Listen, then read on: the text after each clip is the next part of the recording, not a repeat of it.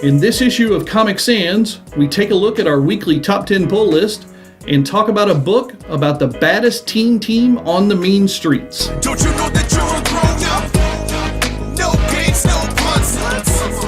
Not allowed if you're a grown-up. Welcome to issue 14 of Comic Sans.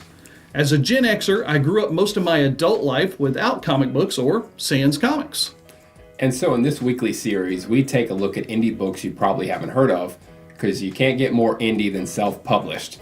We'll be looking at the Vigis, about some mean kids on the mean streets. And in our weekly top 10 pull list, we've got the Cape Crusader taking a trip down to Riverdale.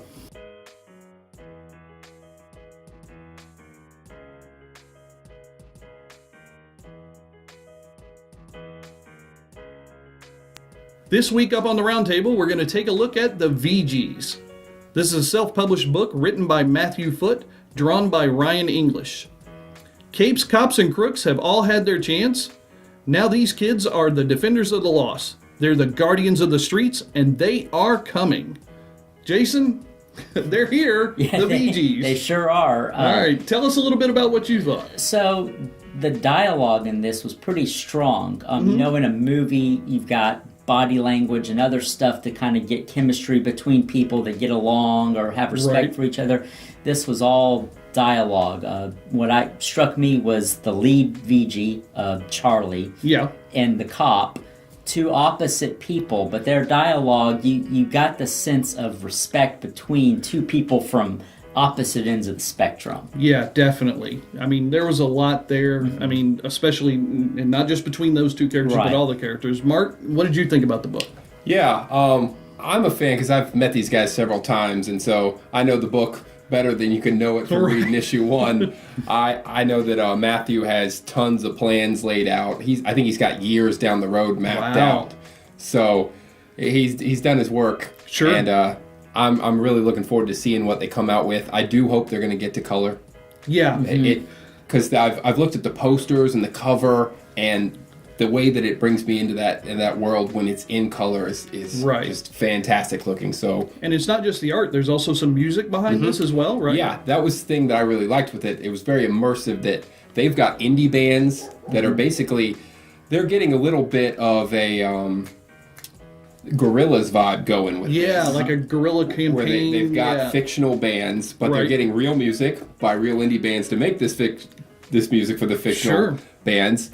And then they also will have commercial playlists that go along with the issue. So, like, listen to these tracks as you're reading the comic book. Yeah. To kind of help, again, throw you into that world. I mean, they're definitely bringing you into an immersive feel for it. They're going guerrilla, like you said, and everything. And it's like they're world building. You said he's got years planned. That doesn't surprise me at all, considering all the work that they've put into this so far. Now, we've only got 2 issues of the VGs. We've got issue 0, and then we've got issue number 1. Right. I want to talk a little bit about something, and I hope you guys in the VG's camp don't get too upset, but I was a little disappointed with a spoiler that happened in issue 0.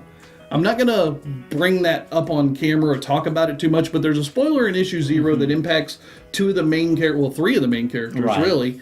And I didn't feel like you needed to do that in issue 0. Then you kind of see that spoiler happen in the last page of issue 1. That being said, I don't want to, harp on it and everything. It's still a great book. The team building between these kids is unbelievable. And one of the parts in the team building that I really liked were the summaries at the end of one of the issues where each kid talks about the other kids. Right. It's not like we've seen in other books where you're getting a summary from some anonymous source or maybe a governmental agency who has a file on somebody or something like that. No, this is each kid, like the short little kid on the skateboard talking about the big tank kid, or the girl talking about the leader, or all this different. I really liked seeing those types of things done from the viewpoints of the characters. I haven't seen that before. No, that was kind of nice. That was pretty cool, and they definitely get the sense that these guys are tight. Yeah, and gals are tight. Right, absolutely. Well, so we've talked a lot about the book and everything. Jason, tell us a little bit about what you thought in your ratings. Well, I enjoyed the dialogue, the team building. With Mark, I'd like to see it in color. I know that that's not always a possibility, but because the covers look great in color. But I want to stick with it. I wanted to see a little bit more of how the team actually came together, because issue 0, you just have the leader, and then issue 1, you have the team, but you're not really sure how they got together. Do they have powers? I don't think they do, but I want to see a little bit more. I give it 3.5 tokens right now, but it's still a solid. It's building. Yeah, it's building. Yeah. All right, Mark, what about you? Well, having spoken with Matthew and just seeing the guy's passion for comics and just how well thought out he is, and Ryan's artwork, which I love. He actually did a Guano Guy cover for me. Oh, nice. I didn't even ask for it. He just did it. Nice. Which was, really, really swell of him. So I like their stuff a lot. I want to see where they're going. There's a really cute moment in the book where there's a kid who, for whatever reason, he idolizes this villain, and he's dressed up as the villain outside the convention, and then his friend gets slaughtered, and he looks all horrified, and then he gets slaughtered. Yeah, you probably shouldn't be a fan of bad guys. So they've got a lot in the book that I like, and I like how each person has a role. I went 4.25. I enjoyed the book a lot. 4.25 tokens. 4.25 tokens.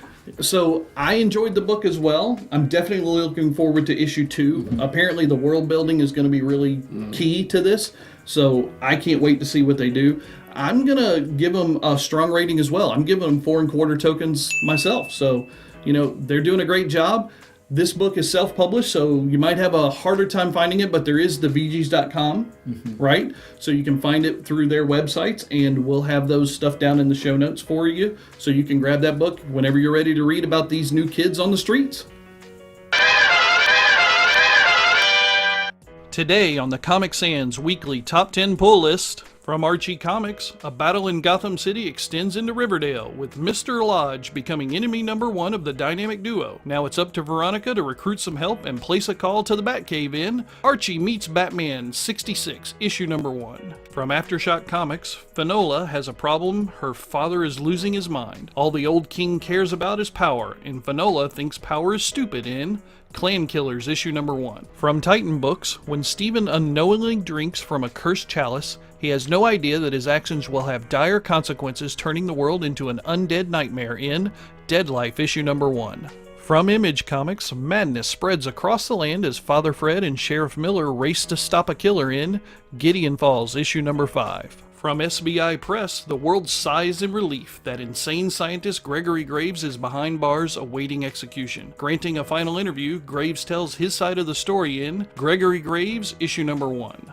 From Aspen Comics, the new age of magic continues as Malachi tries to enjoy a little downtime, Grace continues to serve as a protector for all things magic, and there's a new danger on the horizon in Soulfire, issue number 1. From IDW, check out new untold tales of Captain Jean-Luc Picard and the crew of the USS Enterprise in Star Trek The Next Generation, Terra Incognita, issue number 1. From Scout Comics, when the head of the Cardini mob family dies, his 3 illegitimate children inherit a store in the mall. The kids are thrust into a world of crime alongside normal high school life in The Mall, issue number 1. From Amigo Comics, after her death, Nancy awakens in hell, a vast wasteland crossed by a single road. While just trying to survive the relentless demon chase, Lucifer keeps calling her in Nancy in Hell, issue number 1. From Boom Studios, a new series based on the wildly popular Hollywood stage show and podcast. It's Thrilling Adventure Hour, issue number 1.